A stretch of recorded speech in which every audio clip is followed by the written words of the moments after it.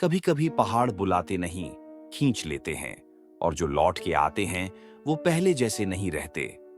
मेरा नाम रोहित है, उम्र 27 साल। मैं एक ट्रैवल व्लॉगर और ओकेजनल कंटेंट राइटर हूँ। मैं बहुत घूम चुका हूँ, समुद्र के किनारे, रेगिस्तान, जंगल, शहरों की रातें, सबका अनुभव लिया है। पर हमेशा एक चीज की तलाश रही, शांति की, सच्चे सन्नाटे की। 2023 के अक्टूबर का महीना था। सोशल मीडिया से दूर जाने और खुद को रीसेट करने का मन किया। मैंने तय किया कि इस बार कोई टूरिस्ट प्लेस नहीं, कुछ अनजाना, कुछ सच में दूर दराज देखूंगा। इंटरनेट पर ढूंढते ढूंढते एक अजीब सा नाम मिला, देवकुंड घाटी। कोई ज्यादा जानकारी नहीं थी, कोई वीडियो नहीं, कोई ब्लॉग नहीं, बस एक पुराना अंग्रेजी फोरम था जिसमें किसी विदेशी यात्री ने लिखा था, if you wish to lose yourself truly go to Devkund, but go alone, that's how they see you. मैं हंसा, पर मन में कुछ अजीब सी टीस सी उठी। यही जगह है, यहीं जाना है। मैं दिल्ली से काठगोदाम पहुंचा, फिर लोकल शेयर्ड जीप से भटगांव। वहां से आगे रास्ता नहीं था। लोगों से पूछा, देवकुंड घाटी का रास्ता। जवाब मिला, वो जगह नहीं, अफसाना है बाबूजी, उधर कोई नहीं जाता अब। पर मैं ठान चुका था। मैंने अपनी ट्रैकिंग किट उठाई, फोन बंद किया और चल पड़ा देवकुंड की ओर। करीब 14 किलोमीटर का घना पहाड़ी रास्ता था, पेड़ों से ढका, बिल्कुल सुनसान। बारिश की बूंदें कभी कभी पत्तों से टपकती, जैसे कोई फुसफुसा रहा हो। पक्षियों की आवाजें धीरे धीरे कम होने लगीं। और तभी मुझे पहली बार एहसास हुआ, मैं अकेला नहीं हूं। शाम होते होते मैं एक पुरानी झोपड़ी तक पहुंचा, लकड़ी की बनी, सीलन भरी। दरवाजा खुला था। किसी ने तो इस जगह को हाल ही में इस्तेमाल किया है। मैंने मन में सोचा और रुकने का निर्णय लिया। अंदर घुसते ही ठंडी हवा का एक झोंका आया, जैसे कोई सांस ले रहा हो।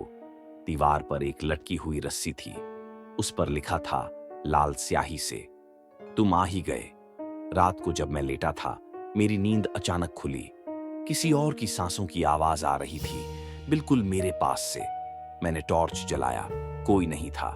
लेकिन जैसे ही मैंने अपनी निगाह खिड़की की ओर डाली, वहां एक चेहरा दिखा, बिना आंखों के, पर मुझे देख रहा था। मैं चीखा नहीं, मैं जड़ हो गया।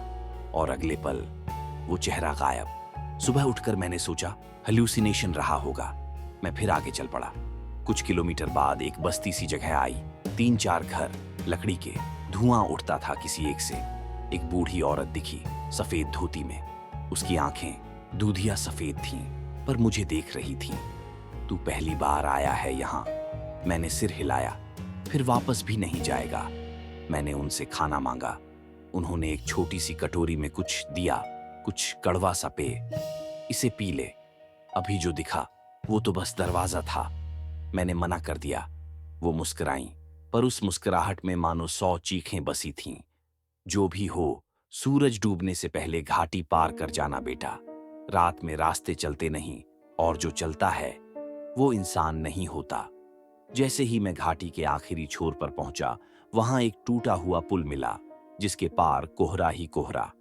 मैंने पैर रखा ही था कि किसी ने मेरे कंधे पर हाथ रखा। मैं पीछे मुड़ा, कोई नहीं, पर हाथ का दबाव अब भी महसूस हो रहा था। कुछ जगहें तस्वीरों में सुंदर लगती हैं, पर असल में वहां की मिट्टी में चीखें बसी होती हैं। उस टूटी सी पुलिया से जब मैंने पैर आगे बढ़ाया, तो एक पल के लिए मुझे ऐसा लगा मानो वजन 2 गुना हो गया हो। कोहरा इतना घना था कि मेरे हाथ तक नहीं दिख रहे थे। मोबाइल नेटवर्क कब गया मुझे पता भी नहीं चला। जीपीएस, वो तो कब का डेड हो चुका था। मैं आगे बढ़ा, और तभी एक आवाज बिल्कुल कान के पास, रुकेगा तो बचेगा, आगे गया तो हमारा हो जाएगा। मैंने चारों तरफ देखा, कोई नहीं। लेकिन वो गंध, एक अजीब सड़ी हुई लाश जैसी बू, जैसे कोई जानवर गल चुका हो, अब हर सांस में भर रही थी। आगे चलते हुए मैं एक अजीब जगह पर पहुंचा। चारों तरफ पेड़ थे, पर जमीन पर छोटे छोटे पत्थर गड़े थे। हर पत्थर पर कुछ न कुछ लिखा था, नाम नहीं, तारीखें। 2 नवंबर 1961, 17 अक्टूबर 1983, 5 दिसंबर 1999 और एक ताजा खुदाई कमिंग सून। ये तो मेरी जन्म तिथि है, 2 नवंबर, मेरी ही तारीख। मेरा शरीर थरथरा गया। मैं पीछे मुड़कर भागने ही वाला था कि पेड़ों से हंसी आने लगी, कई आवाजों की एक साथ। कुछ ही दूर एक बड़ी सी हवेली दिखी, पर वहां तो कुछ नहीं होना चाहिए था।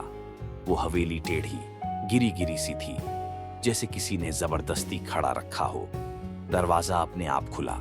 मैंने झांका और देखा, एक लड़की पीठ करके बैठी थी, उलझे बाल, गीला बदन और पीठ पर खरोंचें। हेलो, आप ठीक हैं? उसने धीरे से गर्दन घुमाई। पूरा चेहरा उल्टा था, पर आंखें सीधी मुझे देख रही थीं। मैं दौड़ पड़ा, घाटी के उस पार निकलने की कोशिश की, लेकिन अब रास्ता नहीं था। पेड़ अपनी जगह बदल चुके थे, पर्वत की आकृति पलट गई थी। पीछे कोई तेजी से चल रहा था, पर आवाज इंसानी नहीं थी। खिसकती सांसें और गीले पांवों की गूंज। मैं अचानक एक पेड़ से टकराया और गिर पड़ा। मुझे होश नहीं रहा, पर आंख खुली तो देखा मैं फिर उसी झोंपड़ी में था जहां पहली रात ठहरा था।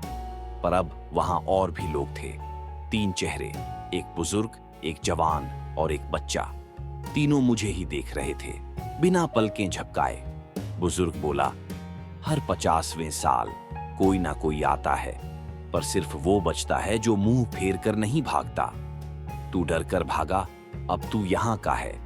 तभी अचानक झोंपड़ी में आग लग गई। तीनों चेहरे गायब हो गए और बाहर से फिर वही लड़की की आवाज, रोहित, तुम अब मेरे हो। मैंने किसी तरह खुद को समेटा, जलती झोंपड़ी से निकला और घाटी से भागता चला गया।